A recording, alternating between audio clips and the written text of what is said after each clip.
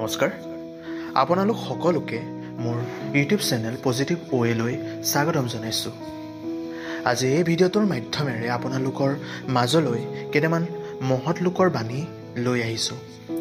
এই মহান ব্যক্তিসকলৰ বাণীসমূহ আমি আমাৰ জীৱনত প্ৰয়োগ কৰোঁ, তেন্তে আমি সফলতা লাভ কৰিব পাৰিম, আমি অনুপ্ৰেৰণা লাভ কৰিম। গতিকে আহক আজিৰ ভিডিঅ'টো আমি আৰম্ভ কৰোঁ।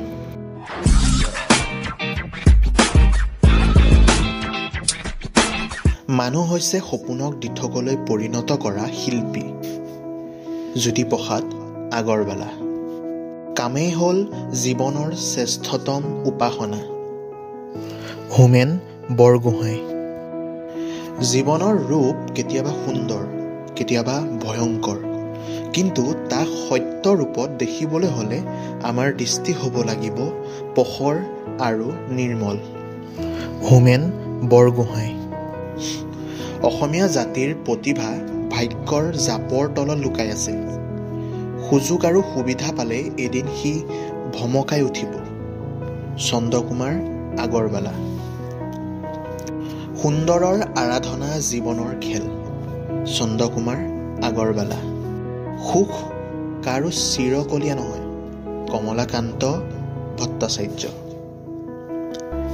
নিজ মাতৃক অৱহেলা কৰি দেশ মাতৃক সেৱা কৰাৰ চেষ্টা ভণ্ডামী মাথোন। তৰুণৰাম ফুকন। ধূপৰ পেকেটৰ ধূপকাঠি থাকে মানে তাক সকলোৱে থাপনাৰ ওচৰত যাতনাই ৰাখে, কিন্তু ধূপকাঠি শেষ হৈ যোৱাৰ লগে লগে বাহিৰলৈ দলিয়াই দিয়ে। তৰুণৰাম ফুকন। শিক্ষাৰ উদ্দেশ্য মন প্ৰশস্ত কৰা, চিন্তা শক্তি বঢ়োৱা, শিক্ষাৰ্থীক নানা ভাৱ দি ভৱিষ্যত জীৱন যুদ্ধত দেশৰ আৰু জগতৰ কল্যাণ সাধনত সৰ্বতো প্ৰকাৰে যোগ্যৱান কৰা। তৰুণৰাম ফুকন। সমাজ সেৱাই মানুহৰ প্ৰকৃত ধৰ্ম। বিষ্ণুপ্ৰসাদ ৰাভা। কেৱল জনসংখ্যাই জাতিক ডাঙৰ নকৰে, জাতি ডাঙৰ হয় জাতীয়তাবাদৰ হকে। ডেকাই দিয়া হিয়াৰ ৰাঙলী তেজেৰে। বিষ্ণুপ্ৰসাদ ৰাভা। লোকৰ কথা মন দি শুনিবা, ভাল কিতাপ মন দি পঢ়িবা, আৰু তাত অসাৰুৱা কথাভাগ বাদ দি সাৰুৱা ভাগ জুকিয়াই মনত থবা। লক্ষ্মীনাথ বেজবৰুৱা।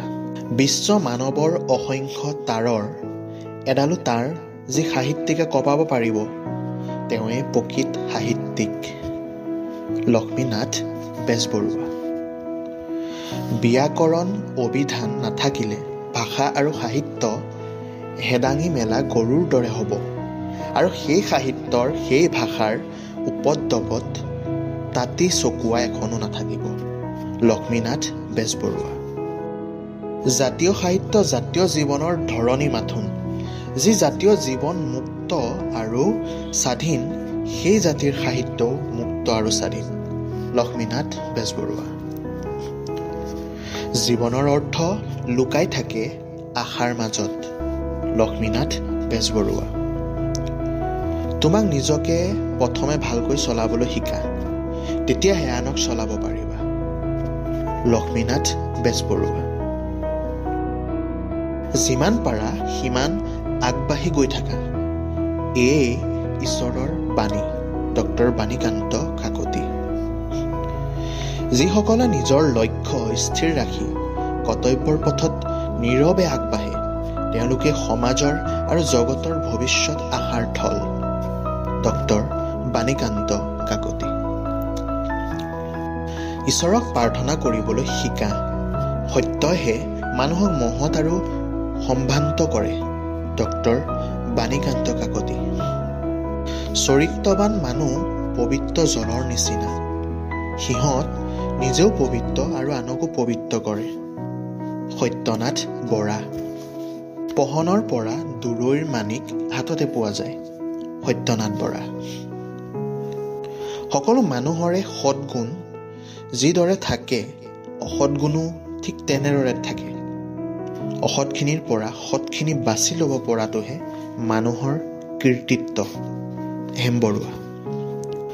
জাবৰ সাৰিলে ঠাই যিদৰে পৰিষ্কাৰ হয়, তেনেকৈ নিজৰ ভুল স্বীকাৰ কৰিলে মন শুদ্ধ হয়। হেম বৰুৱা। বৰ বেছি হুলস্থুল কৰা মানুহে জীৱনত একো কৰিব নোৱাৰে। হেম বৰুৱা।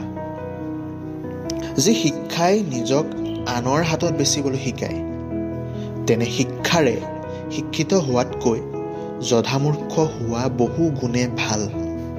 হেম বৰুৱা। জীৱন জুখিবা হাঁহিৰে, চকুলোৰে নহয়। আয়ুস জুখিবা বন্ধুৰে, বছৰেৰে নহয়।